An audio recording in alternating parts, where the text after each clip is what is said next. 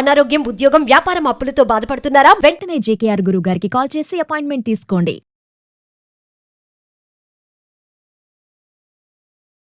నమస్తే, welcome back to Suman TV. ప్రస్తుతం మనతో పాటు ఉన్నారు కేరళ జ్యోతిష నిపుణులు, life coach, manifestation coach, money coach, date of birth లేని వారికి పుట్టుమచ్చల శాస్త్రం, ప్రశ్న శాస్త్రం, హస్త సాముద్రిక, బహుముఖ ప్రజ్ఞాశాలి జేకేఆర్ గారు ఉన్నారు. గురుగారితో మాట్లాడదాం. నమస్తే అండి. నమస్కారం. గురుగారు, మరి కృష్ణాష్టమి వస్తుంది, అంటే కృష్ణాష్టమి అసలు ఎలా జరుపుకోవాలి, ఆ పూజా విధానము, మరి ముక్కోటి దేవతలు అనుగ్రహం పొందాలి అంటే ఆ రోజు ఎలా ఆచరించాలి, నియమాలు ఏంటి? తప్పకుండా. వాస్తవంగా కృష్ణాష్టమి అంటే అందరికీ తెలుసురా, కృష్ణుడు పుట్టిన రోజుని కృష్ణాష్టమి అంటారు. అయితే ఈ బ్రహ్మాండాన్ని ఉద్ధరించటానికి అవతరించిన అవతారమే శ్రీకృష్ణ అవతారం. చాలా గొప్ప అవతారం ఇది. ఆ స్వామి ఈ బ్రహ్మాండాన్ని ఉద్ధరించడానికి అవతారంలో ఈ భూమి మీదకి వచ్చారు. అయితే ఈ కృష్ణాష్టమి రోజు ఆ భగవంతుణ్ణి ఎలా ఆరాధన చేయాలి?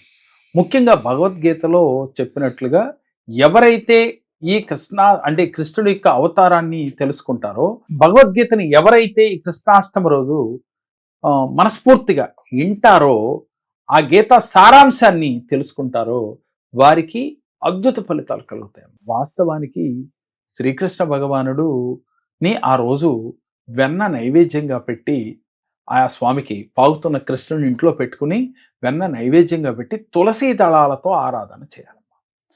కృష్ణ అష్టోత్తరం ఉంటుంది. అష్టోత్తరంతో ఆ రోజు ఎవరైతే ఆచరిస్తారో శ్రీకృష్ణ భగవానుడి యొక్క కరుణ కటాక్షములు మనకు కలుగుతాయి. వాస్తవంగా ఉట్టి ఉత్సవాలని చెప్పి ఉట్టి కట్టి పిల్లలతో కొట్టించటం, ఇవన్నీ కూడా మనం చూస్తూనే ఉంటాం.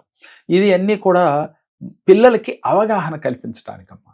శ్రీకృష్ణుడు ఇలా చేశాడు, శ్రీకృష్ణ అవతారం యొక్క రహస్యాన్ని తెలియచేయటానికి మన పెద్దలు ఆనాటి నుంచి కూడా ఇలాంటి కార్యక్రమాలు కృష్ణాష్టమి రోజు చేయటం అనేది జరుగుతూ ఉంది.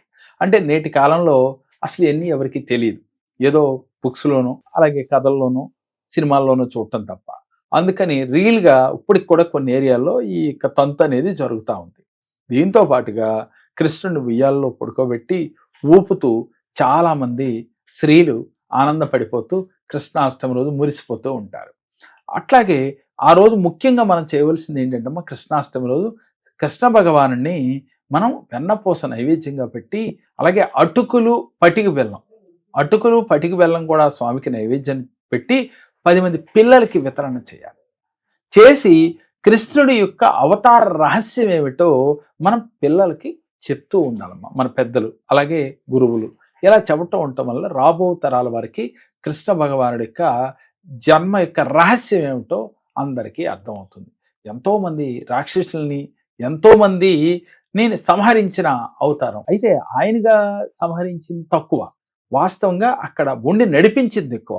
అందుట్లో మనకి శ్రీకృష్ణ అవతారంలో మనకు భగవద్గీతని ఇప్పుడు వరకు కూడా మనం దాని ప్రకారమే నడుస్తూ ఉన్నాం, దాని ప్రకారమే నడుస్తూ ఉన్నది కూడా అప్పటి వరకు. అటువంటి భగవద్గీతను ప్రసాదించింది ఆ అవతారంలోనే. కాబట్టి ఆ భగవద్గీతను పూజించాలమ్మా. ఎప్పుడైతే కృష్ణాష్టమి రోజు కృష్ణ భగవానుడితో పాటుగా ఆయన మనకు ప్రసాదించిన భగవద్గీతని ఇంట్లో పెట్టుకుని పూజించి దాన్ని కనీసం ఆ రోజు పారాయణం, ఒక అధ్యాయం అన్నా పారాయణం చేయటం కానీ, లేక మీరు వినటం కానీ చదవలేకపోతే చేస్తే మీకు ఆ రోజు ఉత్తమోత్తమైన ఫలితాలు కలుగుతాయి.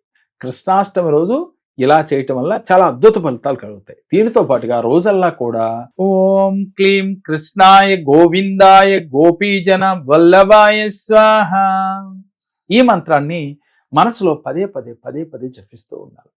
ఆ రోజల్లా కూడా శ్రీకృష్ణ భగవానుడికి ఆ వెన్నని నైవేద్యంగా పెట్టారు కమ్మా, ఆ వెన్నని తీసుకున్నట్లయితే అద్భుత ఫలితాలు. సంతానం లేని వాళ్ళు పాకే కృష్ణుడిని పెట్టి వెన్నపూస ఆయన దగ్గర పెట్టి ఆ వెన్నపూసను కనుక సేవించినట్లయితే సంతాన భాగ్యం కూడా కలుగుతూ ఉంది అని చెప్తా ఉన్నారు. దీంతో పాటుగా కృష్ణ పాదాలు వేయటం, చిన్నపిల్లలకి కృష్ణ అవతారాలు వేసుకుని మురిసిపోతూ ఉంటారు వేషాలు వేసి. ఇలా ఎందుకు చేస్తారు అంటే, కృష్ణ పాదం అని చెప్పి బయట నుంచి ఇంట్లో వరకు కూడా స్వామివారి పాదాలు వేస్తూ ఉంటారు. వాళ్ళ పిల్లల్ని ఆ పాదాల్లో అడుగులు అడుగేసుకుంటూ తీసుకొస్తూ ఉంటారు. ఇవన్నీ కూడా ఇప్పుడున్న తరాల వారికి కృష్ణావతారం యొక్క గొప్పతనాన్ని తెలియజేయటం కోసమే కృష్ణాష్టమి రోజు ఇలా చేస్తూ ఉంటారు. వాస్తవంగా ఆ రోజుల్లో కూడా మీరు మనసా వాచా కూడా మీరు ధ్యానం చేస్తూ శ్రీకృష్ణ భగవానుడి యొక్క కరుణ కటాక్షములు మీకు కలిగినట్లుగా ఆయన అవతార రహస్యం ఏమిటి, ఆయన దేనికి భూమి మీదకి వచ్చారు అనేది మీరు భగవద్గీతని ఎప్పుడైతే మీరు పారాయణం చేసినా విన్నా కూడా అలాంటి ఫలితం వస్తుంది. ఆ రోజు ముఖ్యంగా చేయవలసిందమ్మా, మీరు భగవద్గీతని ఆడియో రూపంలో కానీ వీడియో రూపంలో కానీ పెట్టుకుని కళ్ళు మూసుకుని ధ్యానం చేస్తూ అది గనక మీరు విని ఆచరించే ప్రయత్నం చేయాలి. ఏది విన్నా కూడా ఆచరించాలి. ఆచరించదే ఉపయోగం ఏంటి? మనం విన్నాము మంచిని, మర్చిపోయాం ఆ గంట తర్వాత, దానివల్ల ఎటువంటి ఉపయోగం లేదు. భగవద్గీత విన్నా లేదు ఒక గురువుల యొక్క సందేశాలు విన్నా కూడా అది మంచి అని మీరు నమ్మినప్పుడు దాన్ని ఆచరించే ప్రయత్నం చేయాలి.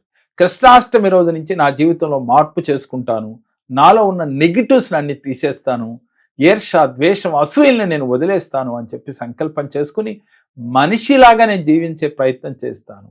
లేదు దేవతలాగా జీవించడం అంటే మహాద్భుతం. దేవతలాగా అంటే ఏంటి? కోపము, ఈర్ష, ద్వేషము, అసూయ, కామక్రోధములన్నీ కూడా మన కంట్రోల్లో పెట్టుకునే స్థితి రావటం. అది మనిషికి అయితే అప్పుడప్పుడు వస్తూ ఉంటాయి కానీ కంట్రోల్ చేసుకోగలుగుతాడు. దేవతలకి వచ్చినప్పటికి కూడా ఏ రోజు కూడా చూపించే ప్రయత్నం ఉండదు. అందువల్ల అలాంటి స్థితి మీకు రావాలి అంటే ఆ రోజు మీరు ఒక సంకల్పం చేసుకుని ఆ స్థితిలో గనక ఉండగలిగితే మళ్ళీ కృష్ణాష్టమి వచ్చేసరికి మీ జీవితంలో అద్భుతాలు చూస్తారు. నమస్తే. నా పేరు మహేశ్వరి. నేను ఇదివరకు చాలా సమస్యలు ఉండేదాన్ని, కానీ జగే సార్ దగ్గర వచ్చిన దగ్గర నుంచి కూడా చాలా సమస్యల నుంచి గట్టెక్కాను. నేను అన్ని విధాలా చాలా మంచి జరిగింది నాకు. అందుకే నా పిల్లల గురించి కూడా మళ్ళీ నేను సార్ దగ్గర వచ్చాను.